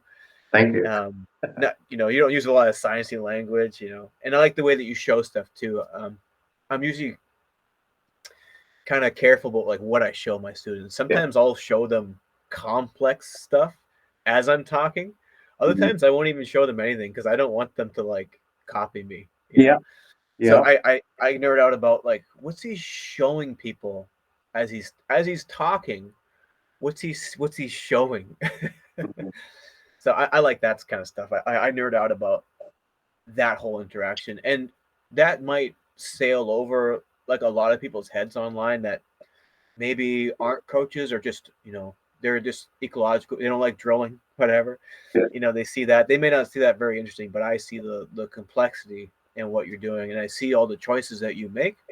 So it's exciting for me to just see that kind of stuff. Yeah. I really like when people post their classes as well because it's just um, something I've noticed through doing other eco classes and talking with coaches a little bit is oftentimes the games aren't always all that different. It's just a Mm-hmm. perspective. Like your Yeah. tasks might be slightly different, right? Because I went about this alone for a long time, and then I was working with Kabir Bath when I opened the gym, mostly on just business and like running a gym and that kind of stuff, right? It was kind of like a mentorship for that. But I also picked him because I knew he was running a very successful CLA program as well, Yeah. right? So I actually brought him down, and I remember it was kind of heartbreaking in a way where I did a class and I'm like, okay, what can I do better? And he's like, I got nothing for you, dude. I'm like, fuck. I'm like, you got nothing. He's like, in some of the tasks you gave, I would give different tasks, but I think it's just a perspective thing. I'm like, okay, that's cool because I was hoping for like another level, and that would probably be Greg, right? And I just didn't get it at that point. But then even when my buddy Joey came down, like he came to my gym specifically because he wanted to do a CLA class because he'd been teaching that way, but never took Mhm. one himself. And he came down kind of like to do a competition and to come check out the gym. And same thing was like, dude, like the games I do are very similar. Just sometimes the task focuses are a little different, right? And that's Yeah. what I've noticed quite a bit across the board, just watching people and interacting with a small group of people. It's yeah, you end up boiling down to like a kind of a common truth in a way, a lot of times. Yeah, for sure. Um, I can speak on that. Yeah, they were probably fine. You probably didn't have anything wrong with that. He may have wanted to select different tasks for that room, but so would you for the next time. You know. Absolutely. Um, yeah, I could speak a lot on that. I mean, I think the games thing is there's so much more in what we're studying and trying to implement. There's so much more than just games. People just see Yeah. games and they copy games and all that. But I mean, we've talked a lot today, and we haven't talked about a lot of specific games. Like the stuff that's interesting for us coaches is it's the other stuff around this, right? It's the why and what we're doing and how to interact. And So I do think there's like almost like an overemphasis on the games that For sure, people for are, sure. and the common pitfall is we're replacing technique with games, and I don't think that Greg necessarily wanted that to happen, but I do think that that's almost the starting point for coaches. They remove technique and then they just insert games in its place, and then you try and replicate moves to happen. That's the big pitfall, right? For sure. They don't see value in it um, unless you can use a game to get people to do a move. Mhm. You're probably very far removed from that, but that's how I remember, and that's also I remember my thought process being like that. Yeah, And that's when how I I talk to started too. other yeah, and when I talk to other coaches who are thinking about this or they're a little bit skeptical, they're like, "Well, how would I teach a scissor sweep using I was games just gonna only?" say that. Yeah, it's like, dude, you don't. And then they're like, "Well, this is dumb." Um, so we got to find a way to talk to other coaches, and we need more Brazilians on board, right? Yeah. They're kind of the gatekeepers of the culture. Um, Yeah, we need more Brazilians. I know a few who have got it and they're like awesome, but they're probably going to be the biggest proponents of keeping the culture the way it is and Yeah, the moves for system. sure. And Where you got to hit up the American jiu-jitsu crowd. yeah, I like how people are individuating. Yeah, It's fine. I like it. It started with the 10th Planet crowd. They were like they were ahead of their time. Maybe not so much on the ecological stuff, but Mhm. um, they were based in. I don't want to talk shit about 10th Planet, but they had some good things, right? They understood about representative design. Yeah. You don't do if you're doing MMA, you don't train in the gi. Mhm. That's RLD, baby. That's what we learn about. Some of the other stuff, they still had the same pitfalls of the conceptual framework for jujitsu of like the bottom position being offensive. They probably should have done away with that and leaned in more on like a more truthful setting. Because if you just follow like the rule sets of jujitsu, it's not apparent that the bottom position is a losing position or a defensive position or even worth to be fought over. The way the rule set is crafted, it really incentivizes guard play. Talking like IBJJF, not so much ADCC, but IBJJF, it's the best position in the gi. So without strikes or a long time, it's not super apparent what the bottom position is, right? So I don't know if like 10th, I think 10th Planet should have been. They were really good thinkers. I wish they would have like prioritized top position like the PJs of the world have. Like they're great 10th Planet representatives. Like they can just do everything. But yeah, like the bottom position is weird like that. How we view it is not really based in reality. It's based on like a highly specific rule set that encourages it beyond belief. The point structure, the realities of guard pulling, even how we count stalling penalties. We generally don't even stall the bottom guy. Think about how many times you see like close guard happen and the top guy gets penalized, or even just in half guard, Yeah. you're standing and you just get penalized, right? There's so much. And also, like, the easiest thing to do is, I mean, if you look at point structures, the easiest points to score are takedowns and sweeps. If you pull, you're already in an advantage because of, especially with the gi, sweeps are easier than guard passes as an expression of a complex outcome, right? And the matches are short enough that you don't necessarily see over time the weakness of it. And MMA, I mean, it becomes very apparent with strikes that the bottom position is bad and has weaknesses. It's almost like adding strikes adds like a certain amount of realism and pressure that is always there in grappling, but it's hard to see. Yeah. In nogi, it's a little bit easier because we don't have any upper body grips, and it's hard to create frames on upper body.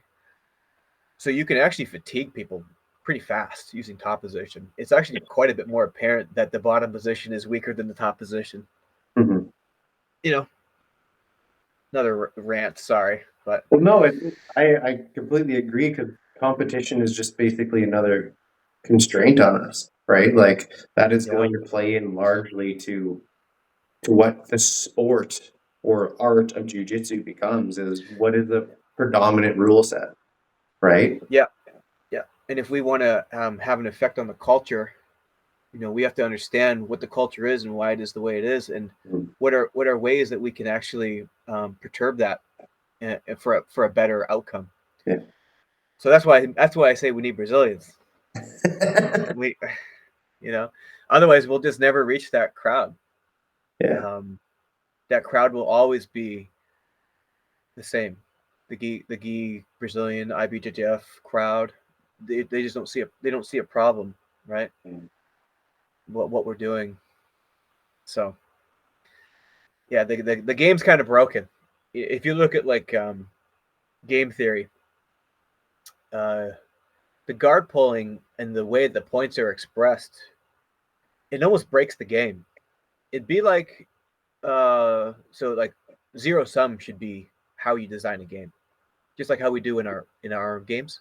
Mhm. The problem is the guard pull is not zero sum. It's not outcome based. It's aesthetic based. So a takedown is 2, but a guard pull is 0. It changes the game by having an option of guard pulling. So in game theory, like that makes no sense. It'd be like in chess if okay, I got to protect the king in chess, right? But what if we had a rule that we could kill our own king, and now you can't remove my king. Now you got to take all my pieces off the board. It breaks the game, Yeah. right? So to me it should be if there's an inversion of position, you have to call that some kind of points, and it would change. It would change so much, dude. It would be like the best thing to ever happen to like jujitsu or submission grappling with a gi without a gi. It makes so much sense. It would change how we look at it because they unfortunately the way that they look at it is standing is neutral, and one guy standing and one guy seated is also neutral. Doesn't make sense. But if Mm. I take you down to neutrality, which is not neutral, you get 2 points. But if I pull, it's 0. And then the pull Yeah. guy has an advantage. That's why it's always a race to pull. Yeah. And even the guy who comes up for the advantage is technically at like a disadvantage because of it gets kind of tricky. Yeah. And then there's like It's a weird game. yeah, and then there's gray area in there because half the time you have refs that won't catch like someone pulls, but you've like pressured them into the pull, right? Yeah. With your stand up. But it doesn't get caught. So then there's no penalty there. So I agree. Where if your pressure is enough to make someone want to sit on their ass, you should get some fucking points for that. Yeah, you Like, should. I can't watch gi jiu-jitsu the same reason I can't watch soccer anymore. yeah. It's all flopping and you know it's unfortunate because it'd be the best sport in the world. And people always say like, how do we get jiu-jitsu on TV and stuff? It's like, dude, you need to change the rules. Yeah. Wrestling is so exciting. Yeah. Wrestling translates. It's a very watched sport. I know lots of people that don't wrestle that follow amateur wrestling. They love it. Mm-hmm. So partly is the gi. They have no idea what stalling and progression is. Yeah. In reality, they have no idea. And then like the other rules is busted. So, but you know what, gi jiu-jitsu, it's not my thing anymore. I just they're so far away from where I want them to be that Mm-hmm. I think nogi is just a little bit more aligns with my core. So I try and influence the nogi culture a little bit more. Yeah. Gi is like lost to me, dude. Like you can't even reap. You know, it's not that the reap is illegal. It's just certain reaping actions, right? It's Mm-hmm. like positions are illegal, but the effect of reaping is used. Like De La Hiva is a reap, Yeah. right? If you use that, that's legal. But the position of being on inside position and wrapping is illegal. It's like it doesn't make any sense. Yeah. We can do all these other things, like even like some of these 50-50 positions, guys are like reaping and blowing their own knees out. Like it's not illegal to put pressure on the side of the knee. If there's even submissions, like you can do lateral knee bars, which is pressure into the side of the knee, legal. But if it's a heel hook or if it's this thing that looks like this, it's illegal. So we just got to get away with like nonsensical rules that make Yeah. no sense, right? Like So you're no gi at all? no, I do gi too. It's No. I actually I purposefully removed the gi for quite a while. Yeah. Um, once I learned about like skills and like this whole approach, it made sense to me Mhm. why it wouldn't be a great idea to introduce the variability of the gi when you're training for no gi. Right. There's a give and a take, right?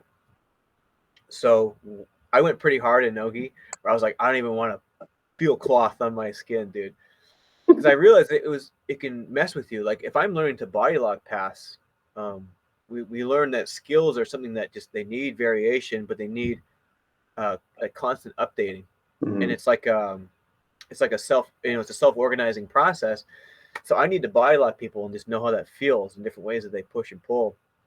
But what happened was I go to body lock and all of a sudden somebody has a belt grip and it stops all my progress. Right. What did that just do to that skill I was trying to learn? So yeah, I went pretty hard to doing only Yeah. no-gi, but I'm coming back around. I actually like the gi. It's fun if people aren't being really stalling and lame Yeah. with it. And I'm not competing anytime soon. So when I'm not competing, I'll put the gi back on. It's fun to. It feels like a little superpower. I can just control people with like all these grips. It's Yeah. enjoyable, but if I'm competing, I won't. I won't put it on. Yeah. Um, That makes sense. I'll only do no gi. Yeah. But we'll see. Mm. I might compete in the gi again. It's been like 2 years since I competed Yeah. in the gi. You know, I was tired of kind of at the level I was competing at. I was kind of missing out on those big championship moments in both sports. Mm. And it's like, and I felt like, dude, I was so close. If I just focused on one, I would just have more success, Right. you know? So I didn't start having a lot of success at black belt until I removed the gi and I got a lot better at no gi and I started having a lot more success. I started winning a lot more stuff instead of coming up short and just kicking myself in the ass. Yeah. You're like, why am I doing both? Yeah. I'm just, I'm not even good at either. I'm just like okay at both right now. Oh, so, but I do teach in the gi a lot. I like talking about the gi and teaching people whatever they're interested in. You know, Yeah. what about you? Do you still doing both or one or? Yeah. Like we only have 2 days a week where we do gi with the adults, and then the other four no gi. So we definitely slant towards no gi.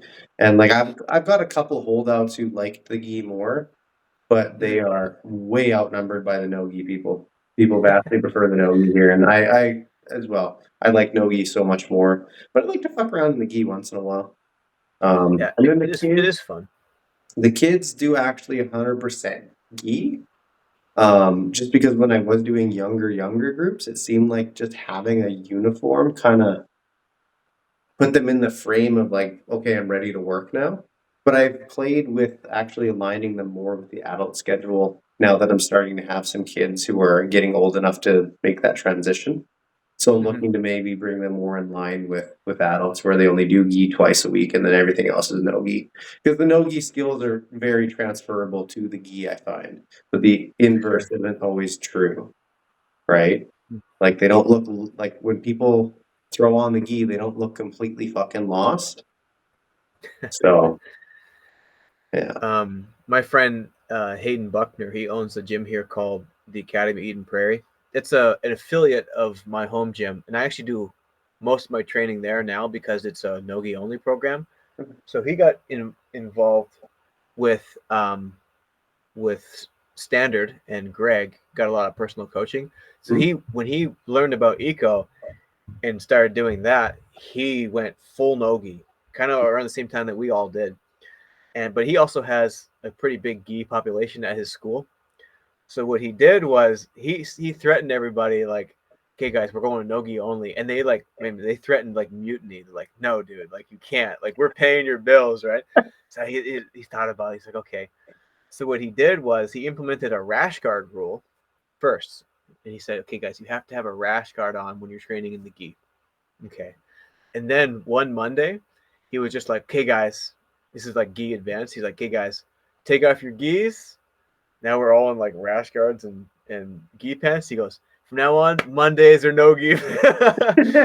so, so all our beginner classes, it's like beginner at 6 is gi, advanced at 7 no gi, and that's standard now. And then he has like an open mat where it's both, but it's always like no gi people. Yeah. So the gi people are still happy. It's just the purple, the blue and purple belts, they have to work in the beginner class, but that's an hour, and it's a hard hour. Like if they pair up with each other, they can get good training. Yeah. But yeah, he's kind of alienated his base a little bit. He's so bought into the no gi thing, right? Yeah. For the same reason that I talked about, like interest, but also, I mean, he wants to win world, pans, all this stuff, right? And it's like he understands it's difficult to do both, and It's probably it doesn't matter. that's probably the only reason why I haven't just switched to straight no-gi as well. Is just we don't have that many tournaments around here, and the majority of them are gi tournaments, right? So then you're just like, it doesn't work that way, right? Yeah, There's yeah, like for sure. there's one that's a strictly no-gi, and then there's one that is mixed, and then all the other ones are just gi. It annoyed me so much where I just started hosting my own tournaments, and we do gi and no gi, and like fuck it. So that's actually worked pretty well. Just more Yeah, experience for the crew. So yeah, we got a lot of tournaments here in Minneapolis. Like, there's some parts of the year where it feels like it's every weekend, or sometimes there's 2 tournaments on the same week. yeah, Like it's a pretty crazy schedule, and people, I think it's gi heavy here, but the no gi scene is almost its own. It's really distinctive, different. I see a lot less people doing both. I think people doing both is probably a lower percentage. mhm. But yeah, we got guys who do whatever. I'll coach them. We'll do whatever they want to do. Yeah. MMA, combat jiu-jitsu. I've done it all. We'll coach it. That's actually interesting too. I'll give you another little insight into my life a little bit. So I never came from a striking background, Mhm. and I had this guy. He's another black belt, and he's doing MMA, and he was like, "Yeah, I want you to like coach me in this stuff." He's a guy that I coach in jiu-jitsu for like, I don't know, like forever, 8 years now. I got him as a white belt, and we came up together, and he was like always a guy I worked with.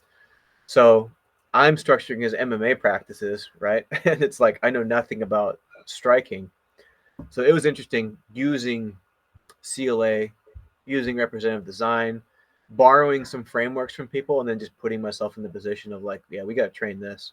It was interesting and challenging, um, at times, because Yeah. I had to learn the wall, which is its own element. That's basically what we started. Is like I don't know shit about striking, and like I can't learn striking fast enough to be a good training partner, but I can figure out this wall pretty quick because I can grapple box. I can do that. I've done some like combat jiu-jitsu and things Mhm. like that. So I have a familiarity with ground.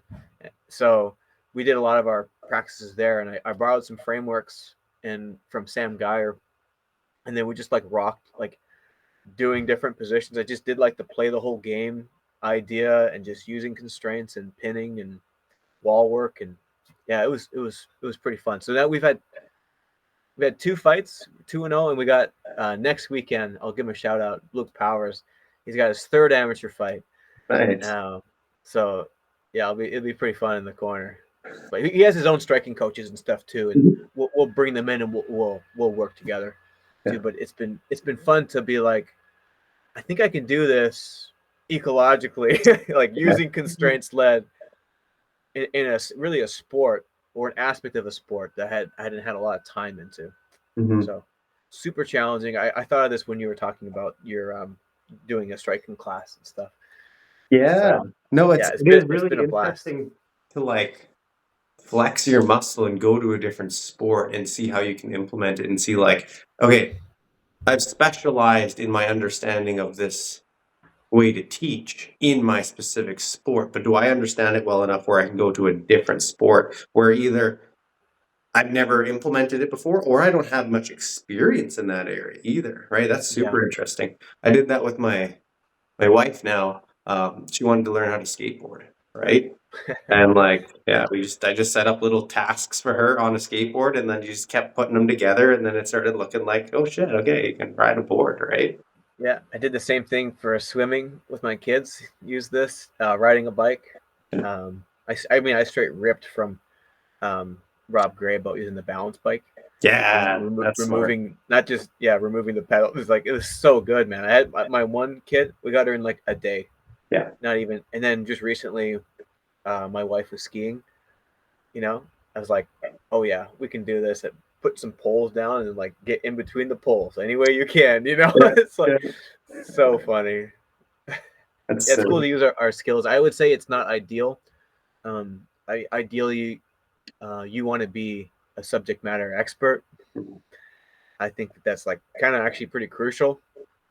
And if I were just to do striking classes, I would just suck. I'm sorry. Like I could try and do it, but it would be fucking terrible because I don't know how to strike. So I don't even know what a good outcome looks like. But the wall and the grapple boxing was close enough that I felt like I could do it. Right. Like Mhm. it's not that much. It's grappling.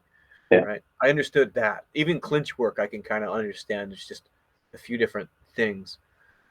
But yeah, it's been a lot of fun. Oh, that's Right on, man. cool. Well, we should call it there or what? Yeah, I think so. I've got a little bit of tidying up before class here, and this is sick though. We should do this again. Actually, I enjoyed this Yeah, we should. conversation. Yeah, likewise. That was a lot of fun. I don't get to do it too often anymore, but talking to other coaches. I was talking to coaches, man, all the time when I started. I was like, dude, what are you doing? I talked to Kevon. It's like, what are you doing? I called him. He was like, all those little things like coach to coach talk. I was learning Yeah. so much, or talk with Greg or some of these other guys, Hayden, and I used to talk a lot with coaches, and yeah, I miss it now. Now I just talk with like a couple guys where I'll just tell them like, man, my room's doing so good at this, like almost like bragging. They'd be like, oh yeah, that's awesome, like Yeah. get nerdy about these like things that we would have never got excited about before. But Yeah. yeah, it's fun, man. Please keep posting your stuff online, especially the stuff that we were just interacting and talking with your room, and if you can show what they're doing, I like that kind of stuff, man. Yeah, for sure. I'm gonna keep that up. That was literally just one class, or it's like, fuck it, let's film it quick. 'Cause that's gonna be a good chunk of content.